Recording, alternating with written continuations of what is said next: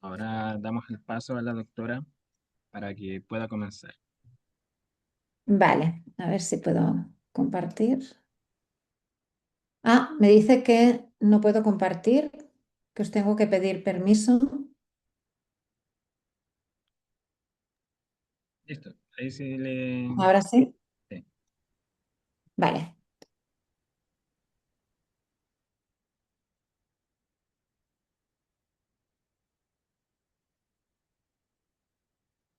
¿Sí?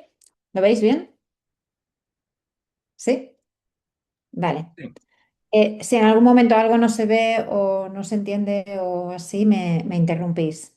También si voy más, si me estoy quedando sin tiempo, ¿de acuerdo?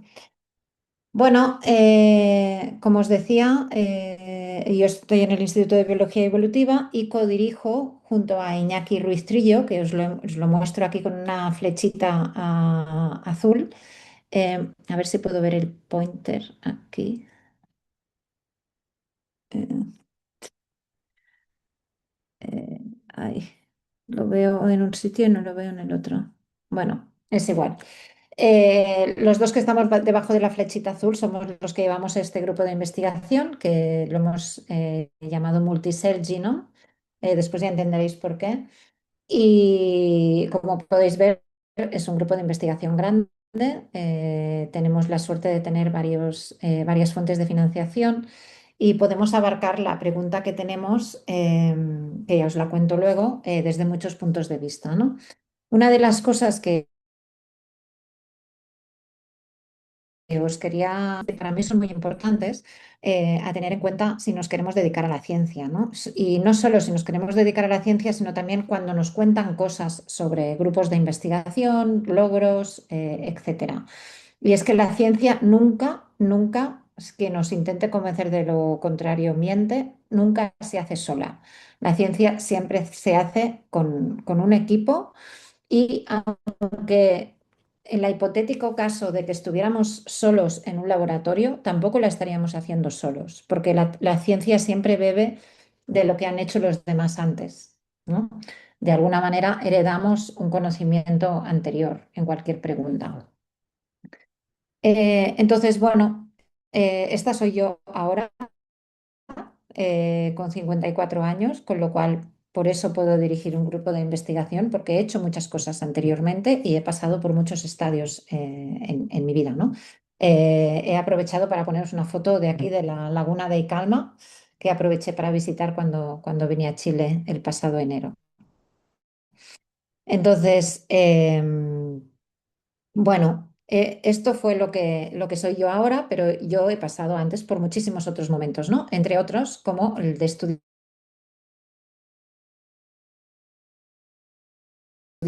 de grado como sois vos. Y en medio de la ciencia y de los distintos pasos que he ido haciendo en mi vida, en mi carrera, es cómo se mete la vida por el medio, ¿no? Yo empecé estudiando químicas. Empecé estudiando químicas en la Universidad Autónoma de Barcelona. Y después interrumpí mis estudios durante un año, pues porque tuve problemas personales y no pude dedicarme a continuar estudiando. Estuve un año trabajando y sin poder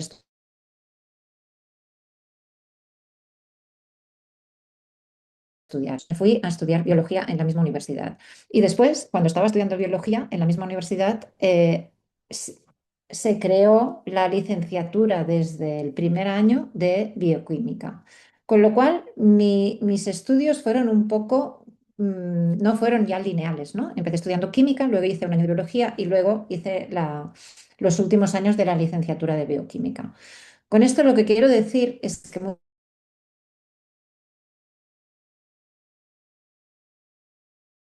muchas veces nos pensamos que han tenido éxito en sus carreras científicas, han hecho todo con una línea recta.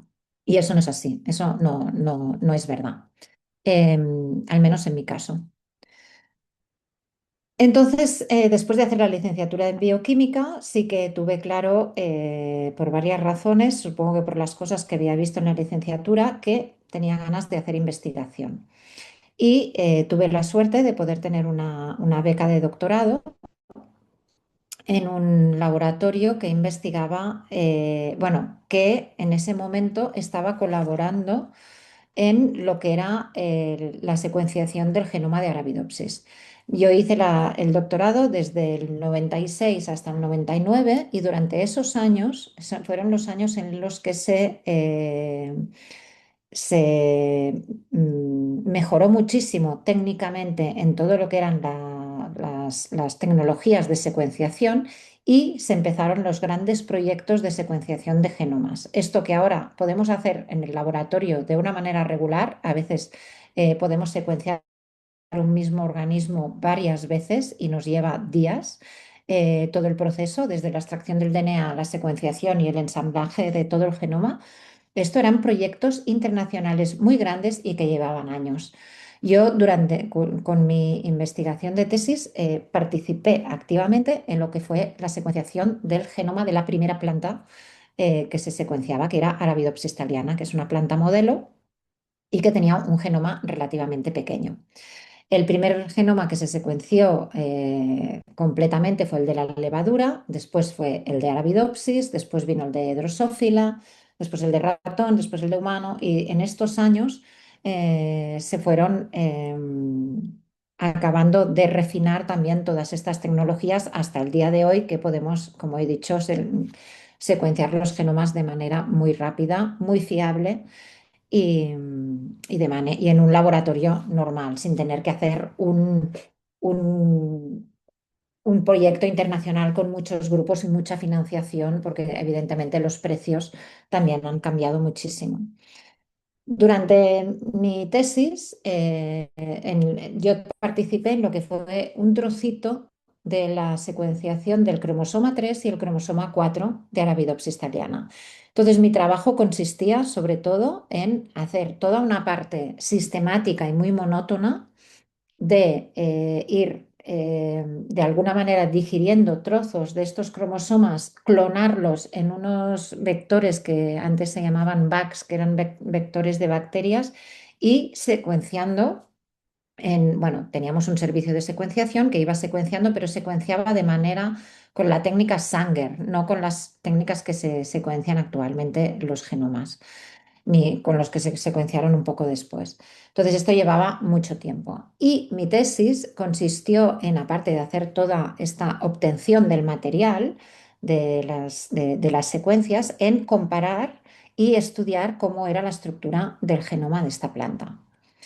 Allí, durante este proceso, una de las cosas que encontré fueron que me llamaron mucho la atención, fueron trozos del genoma que estaban repetidos en distintas partes, en distintos cromosomas, a veces en el mismo cromosoma en varios sitios, y empecé a descubrir lo que eran los elementos móviles, elementos que se encuentran en más de una copia dentro de los genomas. Y bueno, descubrí un elemento en el genoma de Arabidopsis de una clase que hasta ese momento no se habían descubierto en esta planta, ¿no? O sea que una de las cosas que me pasó haciendo mi doctorado es que descubrí la existencia de los elementos móviles. Y este descubrimiento fue algo que tuve claro que me gustaba y que quería continuar investigando. Para que sepáis un poquito de los elementos móviles, bueno, os he puesto aquí, esta es la persona, la científica que descubrió los elementos móviles en los años 50 y que es Barbara McClintock y recibió el premio Nobel por este descubrimiento en 1982. O sea, tardaron más de 30 años en darle el premio Nobel por su descubrimiento. Los elementos móviles durante muchísimo tiempo se consideraron una parte de los genomas que no tenía utilidad. Se llamaron incluso elementos basura, ¿vale? Y después se ha descubierto que, aparte de estar en todos los genomas, tienen una utilidad, sobre todo evolutiva, muy importante. Os explico nada, un poco rápido. Los elementos móviles hay de dos clases, básicamente, algunos que necesitan un intermediario de RNA y otros que no, que son fragmentos de DNA. Básicamente lo que son los elementos móviles son piezas de DNA como los genes, codifican por proteínas y además codifican por unas proteínas que les permiten moverse dentro del genoma y saltar a otras posiciones o a veces multiplicarse y generar más copias. Se pueden mover por un mecanismo que se llama escisión más inserción, que después el DNA en este caso, no hay un aumento de número de copias, tendríamos como el lugar inicial, de allí salta el transposón y se integra en otra parte del genoma, hay una reparación en el sitio inicial y se integra en otro sitio. Después los hay que aumentan el número de copias, que en este caso la copia inicial no se mueve, sino que se transcribe, se producen las proteínas y se inserta una nueva copia en otro sitio del genoma. En el genoma humano nosotros tenemos muchísimos transposones y retrotransposones que se están moviendo. Eh, la mayoría de las veces hay un control por parte del genoma de estos elementos móviles, pero en ocasiones sí que saltan. Como os decía, yo durante mi tesis quedé fascinada por intentar entender mejor los elementos móviles y además en ese momento se veía, a medida que se iban secuenciando más genomas, que los elementos móviles formaban parte de muchos genomas, de todos los genomas que se iban secuenciando. Entonces pasé a mi etapa postdoctoral. Para mi etapa postdoctoral escogí irme al Massachusetts Institute of Technology en Cambridge, Estados Unidos, al laboratorio de Marie-Lou Pardue. ¿Por qué escogí este laboratorio? Bueno, escogí este laboratorio porque me gustaban bastante los artículos de este laboratorio y de esta profesora, y también porque en este laboratorio estudiaban los elementos móviles en un contexto que a mí me interesaba mucho. Hasta ahora yo había trabajado sobre todo en plantas, sobre todo en Arabidopsis, pero también había trabajado en maíz y en tabaco. Pero ahora pensé que, bueno, que, mi, que quería escoger continuar con los elementos móviles, pero no me importaba hacerlo con un modelo de trabajo distinto. Y me fui a trabajar en Drosófila. Ahora veréis por qué. Aparte de esto, Marie-Lou Pardue es una de las personas que se dedicó más a luchar para las mujeres en ciencia, para que tuvieran las mismas oportunidades y los mismos sueldos. Y fue una de las personas, junto con Nancy Hopkins, que pusieron sobre la mesa las diferencias que había, por ejemplo, a nivel de salario, incluso dentro del MIT. Y justo cuando yo llegué en el 2000, a principios del año 2000, acababan de hacer todo un movimiento eh, que está recogido en este libro que se llama The Exceptions y que os lo recomiendo porque es un libro de historia de la ciencia y sobre todo de este movimiento que vale mucho la pena. Eh, y bueno, pensé que me apetecía ir también con una persona que se preocupara por este tipo de cosas, ¿no? O sea que mi elección fue sobre todo a nivel científico, por lo que a mí me interesaba, pero también escogí una determinada personalidad dentro de la ciencia. ¿Por qué me fui a trabajar con elementos móviles en Drosophila? Pues bueno, ahora os voy a, nada, en esta diapositiva parece que cambie de tema, pero ya veréis cómo no cambio de tema. El laboratorio de la profesora Pardue trabajaba en los telómeros, que como seguramente sabréis son los finales de los cromosomas y son una estructura muy importante para la estabilidad de los cromosomas y que en principio se mantienen en la célula mediante una enzima que está muy conservada en la evolución, que es la telomerasa. Y la secuencia de los telómeros, en el fondo, está muy conservada en la evolución. Desde los humanos hasta las levaduras hay unas repeticiones cortas de 6 o 7 nucleótidos que se parecen mucho a lo largo de todos los eucariotas. Pero en el caso de Drosophila, aunque los telómeros tienen la misma estructura y la misma funcionalidad para la célula, están formados por unas secuencias que no tienen nada que ver con estas repeticiones. Están formadas por unas repeticiones que, como veis aquí en la derecha, es que no tengo el pointer, no sé por qué, no lo puedo ver. Bueno, Están formados por dos retrotransposones muy, muy grandes, de alrededor de 5 a 10 kilobases, o sea, un orden de magnitud, no, dos órdenes de magnitud más que las repeticiones teloméricas estándar, y no existe la telomerasa. Entonces, a mí me interesaba mucho ir a estudiar este sistema en el cual los elementos móviles no solo no eran un peligro para la célula, sino que además eran, realizaban una función esencial para la célula. Lo que hacían al transponer, al moverse en el genoma, era saltar siempre al final del cromosoma. De esta manera mantenían los telómeros y hacían una función totalmente esencial. Durante mi postdoctorado lo que hice fue clonar los telómeros de varias especies de Drosophila, especies muy lejanas entre ellas. Normalmente oímos hablar o estamos acostumbrados a ver en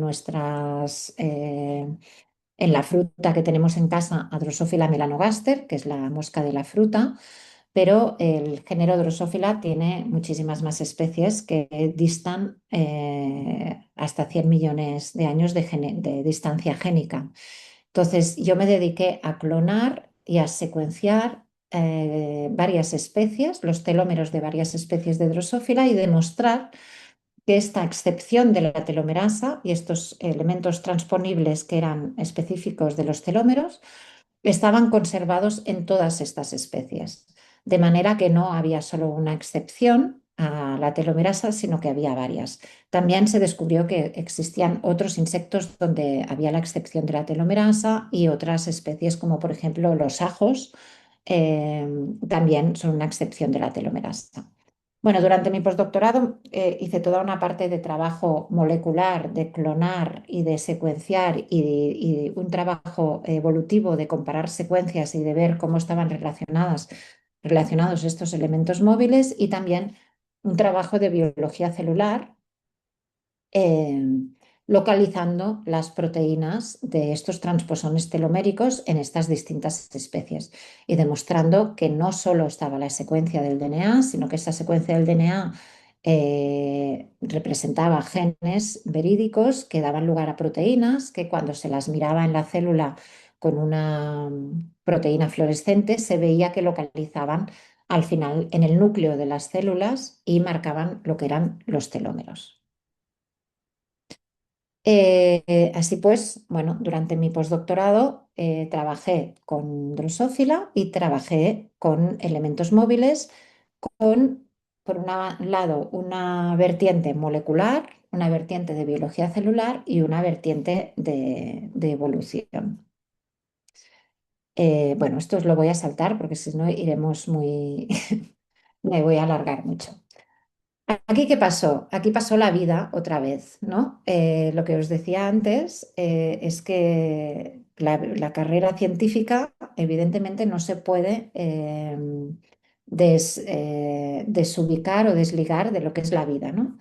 Yo me fui a Boston en enero del 2000 y en Navidades de 2003, en diciembre de 2003, me fui a Barcelona porque tenía que renovar mi visado, y fui de vacaciones de Navidad para 15 días, renovar mi visado y volverme a Estados Unidos. En ese momento, los Estados Unidos, después del 11 de septiembre del 2001, empezaron a implementar toda una serie de restricciones para saber si te daban el visado o no te daban el visado, ¿no? Y empezaron de golpe lo hicieron sin avisarnos ni nada, y en lugar de estar 2 semanas de vacaciones de Navidad, me tuve que quedar hasta finales de mayo de 2004, donde conseguí de nuevo mi visa, ¿no? ¿Por qué os explico esto? Pues porque las decisiones que uno va tomando en la vida van marcadas por las cosas que ocurren. Yo estaba muy bien en Estados Unidos, mi postdoctorado estaba funcionando muy bien, ya había publicado 3 artículos, pero yo no tenía ningunos planes de irme. Pero después de que pasara esto, aunque pude volver a Estados Unidos, tenía ganas de volverme a España y no depender ya de visados y de vivir en ese momento allí, ¿no? Aunque había vivido muy, muy bien.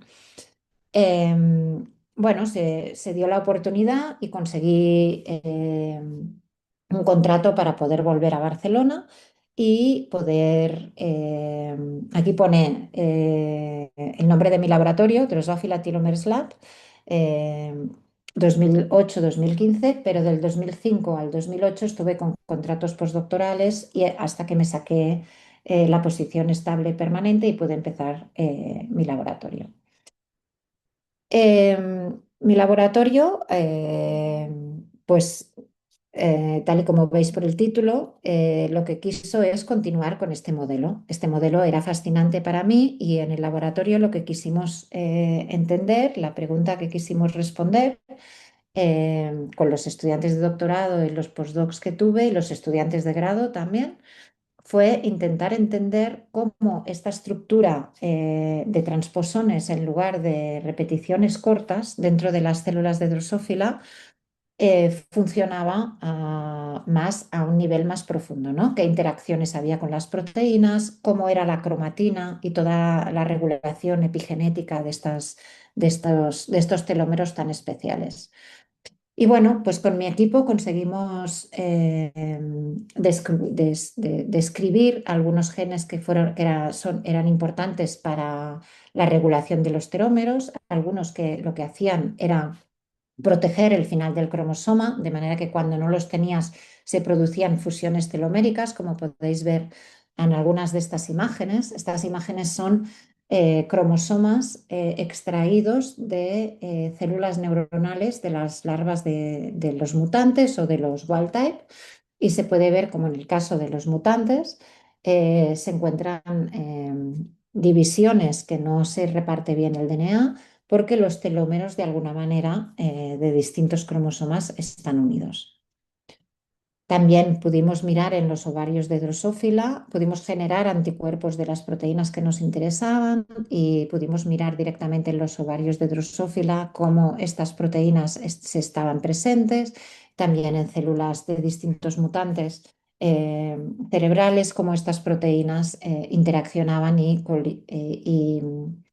localizaban en los telómeros. También pudimos estudiar a nivel evolutivo cómo estos elementos móviles que estaban manteniendo los telómeros en distintas stocks o distintas strains o distintas cepas de Drosophila melanogaster con distintas mutaciones eran capaces de cambiar su secuencia muy rápidamente. O sea que estudiamos los telómeros de Drosophila desde muchos puntos de vista durante estos años, desde el 2008 hasta el 2015. ¿Por qué? ¿Qué pasó? Pues otra vez la vida. En España hubo bueno, en España y en Europa en general y en el mundo también, una gran crisis económica que empezó en 2009-2010, pero que en 2012 hubo unos recortes en ciencia muy importantes del gobierno y bueno, pues aunque hubo muchos movimientos sociales, los recortes existieron igual. Y justo cuando España empezaba a mejorar en lo que era la inversión en investigación básica, ocurrió la crisis y se hicieron unos recortes de más del 25% de presupuesto y eso quería decir pues muchísimos menos proyectos para poder investigar. ¿Qué ocurre cuando te quedas sin proyecto para poder investigar? Yo sí que tenía mi sueldo porque yo soy una trabajadora del gobierno, pero la gente que hacía el doctorado en mi laboratorio o gente que a mí me hubiera gustado poder incorporar a mi laboratorio, pues no podían tener un sueldo. Entonces conseguí que las personas que estaban en mi laboratorio pudieran acabar bien sus doctorados, pudieran publicar, pero a partir de allí hubo 2 años en los que no tuve financiación y por lo tanto fue muy difícil. ¿Cómo se sobrevive a esos años difíciles? Pues es complicado porque no sé si os dais cuenta que en ciencia una de las cosas que de alguna manera se te exige es que no pares nunca de publicar, no pares nunca de tener financiación propia. Cuando uno se queda sin financiación, no puede contratar a gente, no puede hacer los experimentos que quiere y no puede publicar, porque publicar también lleva unos gastos. Entonces, se sobrevive pues a la amabilidad de los extraños, lo he puesto aquí porque una de las cosas que hice fue escribir a las revistas donde íbamos a mandar los artículos, explicarles la situación española, mi situación, y conseguí publicar algunos de los artículos sin que me exigieran un pago. O sea, me permitieron de alguna manera publicarlos gratis. Esta gente a mí no me conocía de nada, debía conocer la situación económica que estaba pasando la ciencia en general y fue una decisión suya de permitirme al menos publicar las cosas que tenía ya generadas. Y gracias a esto, pues los estudiantes del laboratorio y yo misma, pues pudimos al menos publicar lo que habíamos hecho. La generosidad de los compañeros también, algunos que tuvieron proyectos de otros que no eran españoles, pues nos ayudaron a poder mantener la investigación viva en el laboratorio y después, evidentemente, con mucha resiliencia, con muchas ganas de tirar para adelante. Y la resiliencia se aprende mucho en ciencia porque uno tiene que estar ahí no solo para cuando van bien las cosas, sino también para cuando no van tan bien, tener esperanza de que con el trabajo van a salir adelante. Y bueno, con la resiliencia de las pruebas que también te pone la vida, que no tienen que ver con la ciencia, pero que uno de alguna manera va, va entendiendo que esto de la vida se trata también de tirar adelante, ¿no? Y de ser positivo. Bueno, entonces del 2014 al 2017, una de las cosas que hice fue, porque yo no era la única persona que estaba evidentemente en esta situación, mis compañeros de los laboratorios de al lado también estaban en esta situación y decidimos, ellos también se quedaron sin proyecto y decidimos juntarnos los tres y hacer, bueno, de nuestras expertise y nuestras diferentes experiencias, intentar montar un proyecto juntos. Y tuvimos un proyecto los tres juntos, que duró estos años y que se trataba de estudiar una serie de cosas que tenían que ver con la evolución de la metamorfosis. Y estudiábamos especialmente un gen, que es el gen 93, y que es un gen esencial para el paso de la forma larvaria a la forma adulta en los insectos. Y bueno, aquí cada uno de nosotros aportaba su propia experiencia. De todas maneras, en esos años yo empecé ya a colaborar con el Multicell Genome Lab, que es en el que ahora codirijo con Iñaki, porque, por la razón que ahora os diré, y durante unos años estuve trabajando con Xavi y con David y colaborando ya con el grupo de Iñaki. Estos fueron los años de 2015-2018. Lo que pasó es que Iñaki, igual que ahora, tenía varios organismos en su laboratorio que querían estudiar y entender y les faltaban herramientas de biología celular y de manipulación genética. Como yo había trabajado durante mi carrera con distintos modelos de organismos, porque en la tesis trabajé haciendo plantas transgénicas de tabaco, de maíz y también con Arabidopsis. Después, durante mi postdoctorado, había trabajado con varias especies de Drosófila, para algunas de las cuales no había herramientas, sobre todo para las líneas celulares. Y después en mi laboratorio también había trabajado en una línea de células del gusano de seda, Bombyx mori. Entonces, con esta experiencia en distintos modelos, Iñaki se le ocurrió que igual les podía ayudar a intentar generar herramientas para los eucariotas con los que ellos trabajaban, que son organismos unicelulares. Y sobre todo colaboré con Nuria y con Elena, que eran dos estudiantes de doctorado en ese momento, dándoles algunos consejos para poder desarrollar estas herramientas. Al ayudar a Nuria y a Elena, decidimos pedir un proyecto juntos de una fundación americana que es la Betty and Gordon Moore Foundation y nos dieron un proyecto para intentar en un año desarrollar algunas de estas herramientas. Ese proyecto nos fue muy bien y después nos dieron otro proyecto más de 3 años para continuar con eso, con el desarrollo de esas herramientas. Entonces, bueno, aquí os he puesto una diapositiva donde se ven varios microbios eucariotas, ¿vale? Los microbial eucariotes se les llama para distinguirlos de los procariotas, de las bacterias, ¿de acuerdo? Pero son organismos unicelulares, como las levaduras, digamos, pero de distinta rama del árbol de la vida. Entonces, aquí es un artículo que publicamos con toda la comunidad de unicelulares eucariotas, donde de alguna manera compartíamos nuestro expertise en todas las herramientas que habíamos conseguido desarrollar. Y bueno, después de empezar a colaborar, cada vez estaba claro que a mí la pregunta y los organismos estos me fascinaron y al final decidimos con Iñaki pasar a codirigir el grupo juntos.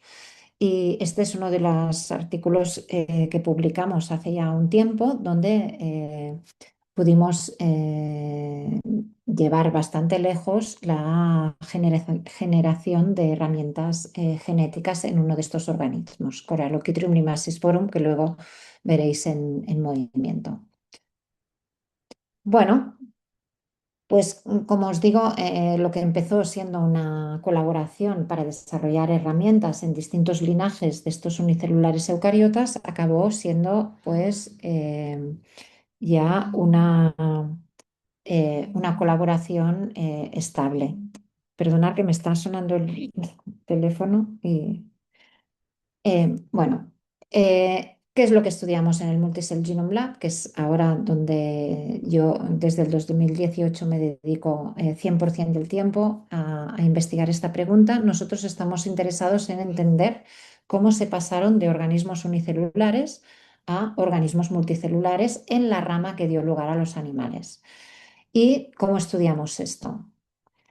Estudiamos esto con organismos unicelulares, pero para entender qué es lo que ya tenían estos organismos unicelulares para dar este gran patrón de diversidad que vemos en los animales. Los animales tienen unos patrones de desarrollo muy diversos. Pueden vivir en nichos ecológicos muy distintos y tienen unos ciclos de vida también muy diferentes, ¿no?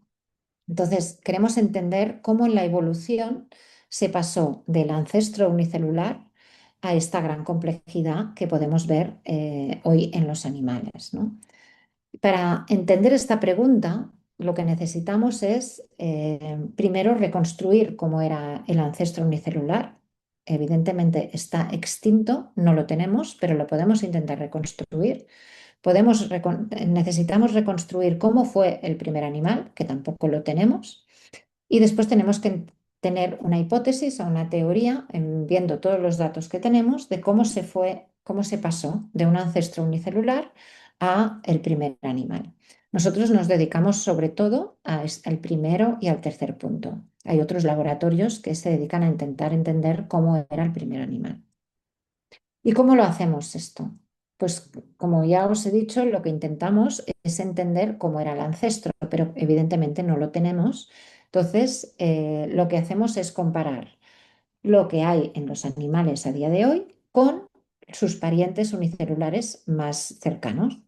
Pudiendo comparar estos dos grupos, podemos saber las cosas que están tanto en el metazoa como en los parientes unicelulares cercanos, seguramente ya estaban en el ancestro.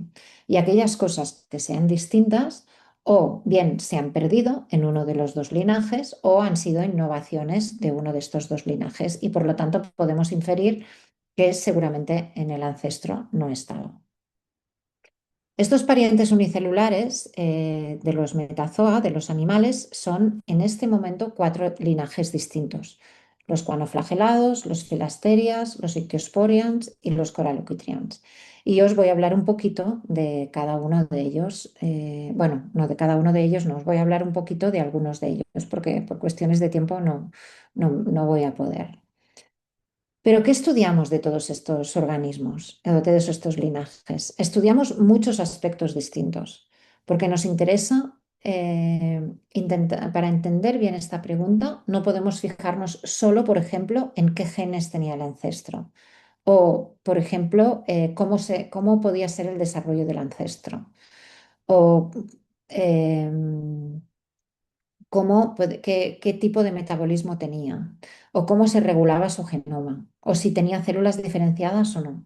Entonces, estudiamos todo un abanico de cosas, que algunas las he puesto aquí, para intentar entender y poder hacer hipótesis de esta pregunta, de este camino que os he explicado antes, ¿no? Cómo pasamos de un ancestro unicelular a un ancestro, a un organismo multicelular como los animales.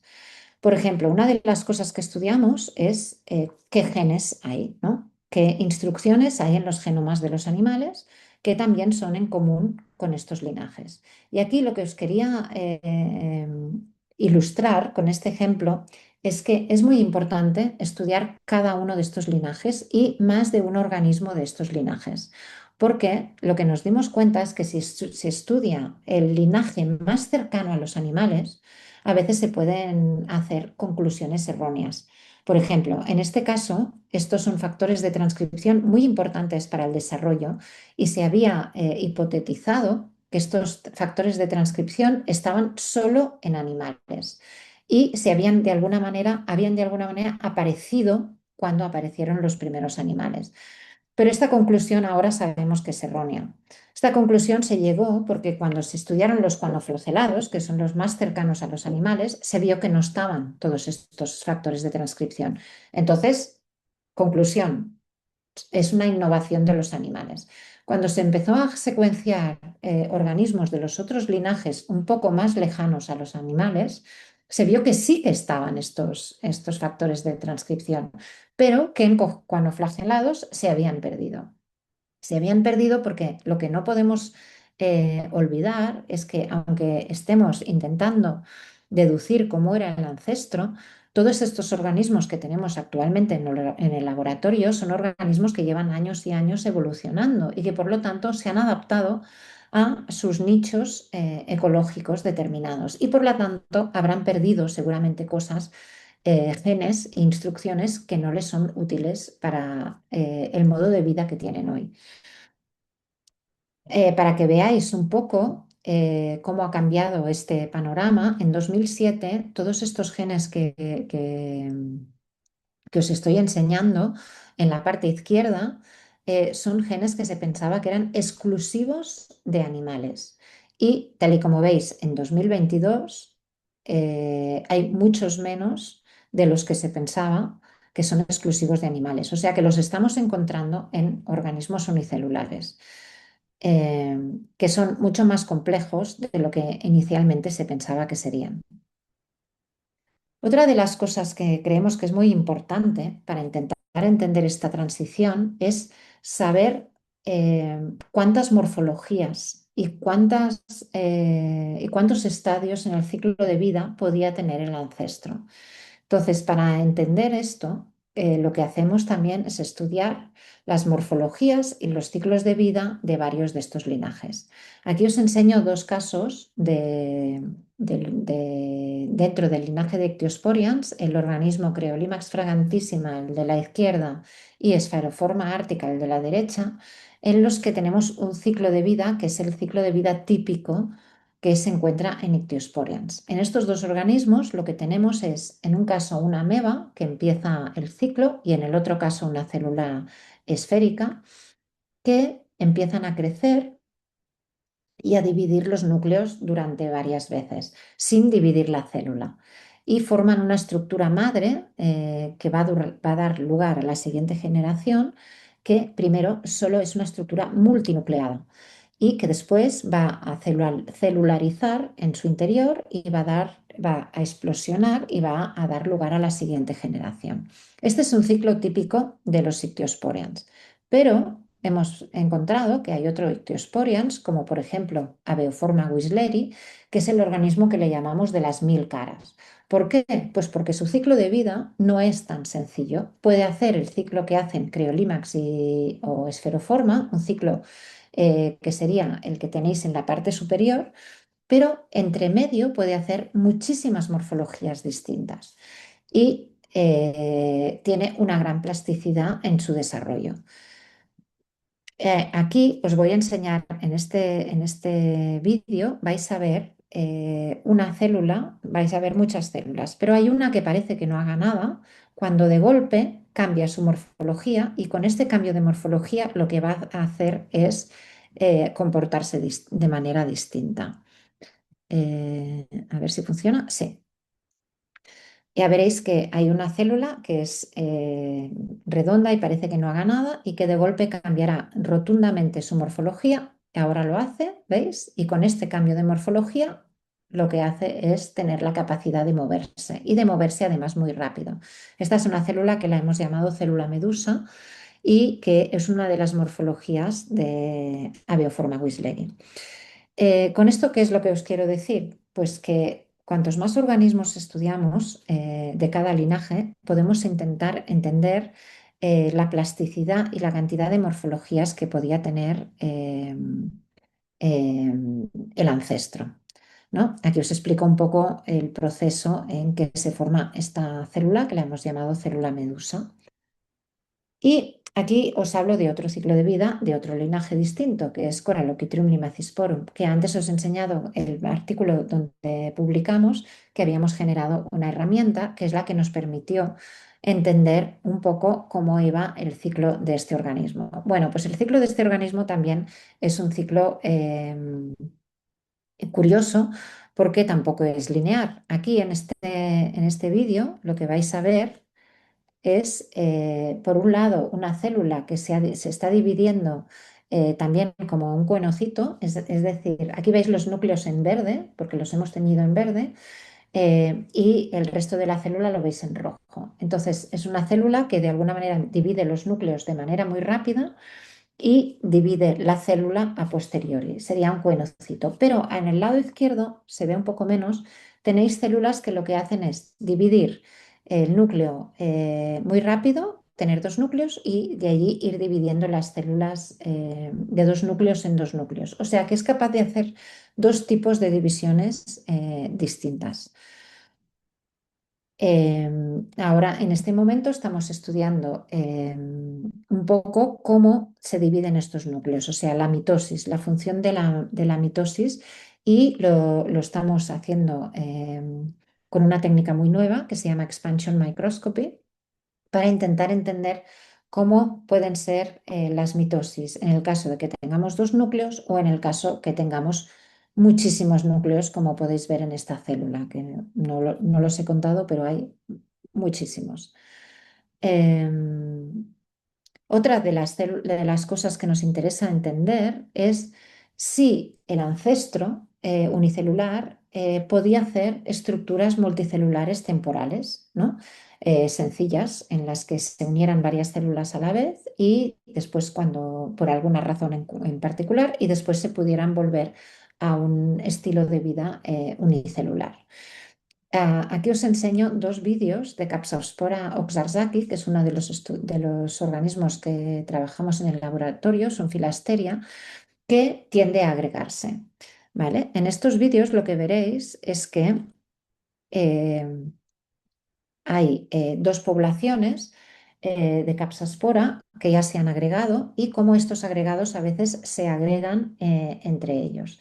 Pues con Capsospora lo que hemos hecho es un experimento de evolución experimental. Hemos ido seleccionando cada vez por agregados más y más grandes, ¿no? Durante muchas generaciones, y lo que vemos es que las poblaciones que hemos conseguido evolucionar se agregan y forman agregados mucho más grandes que las poblaciones con las que empezamos estos experimentos. Así que creemos que seguramente el ancestro era capaz también de formar estas estructuras multicelulares temporales. Bueno, y con todo esto, evidentemente, os voy a hablar otra vez del grupo, ¿no? Que es quien permite poder abarcar tantos aspectos distintos de esta gran pregunta que tenemos, ¿no?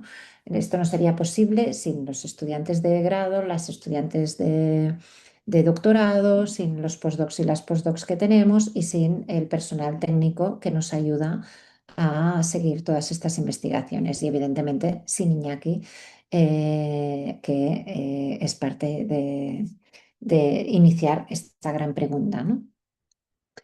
Y para acabar, solo quería deciros, recalcar una vez más, que la ciencia nunca se hace sola o solo, nunca, en ningún momento de la vida.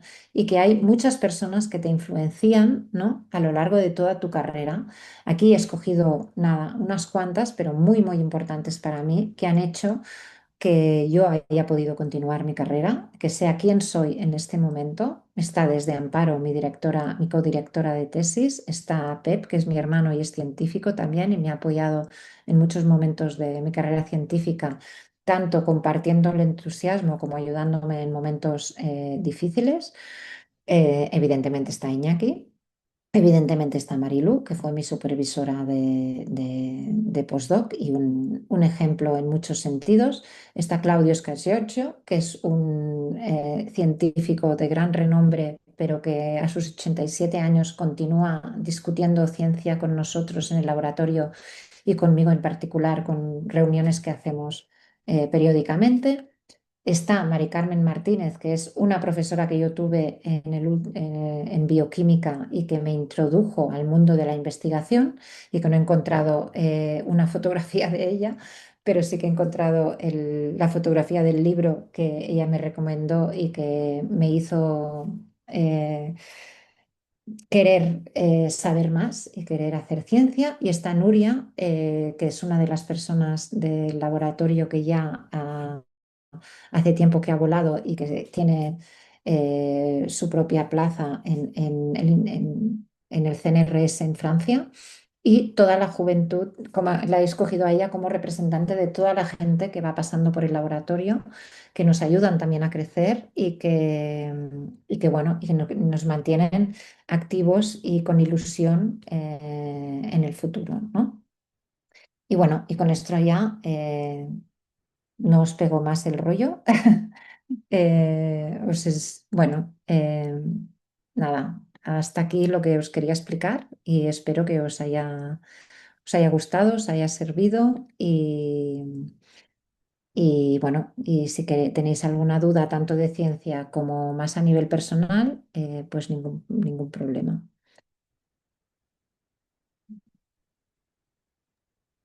Muchas gracias, doctora. Bueno, ¿alguien tiene alguna pregunta que le quiera hacer a la doctora Elena? Eh, Dejo el micrófono.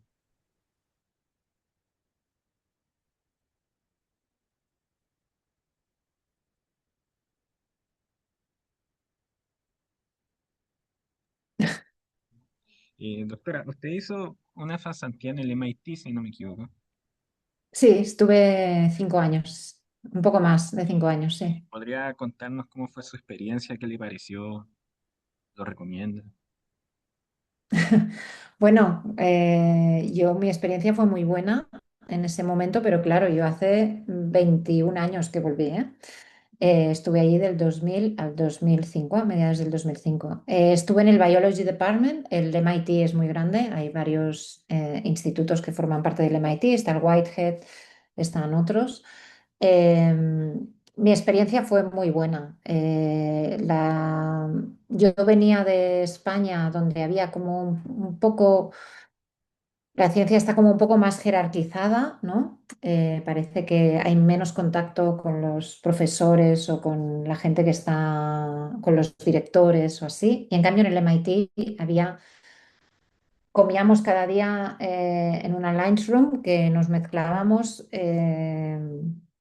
con todos los laboratorios y con los supervisores de esos laboratorios. De manera que, por ejemplo, estaba Govind Khorana, que era un premio Nobel, de uno de los que descifró el código genético, y te trataba de igual a igual, ¿no?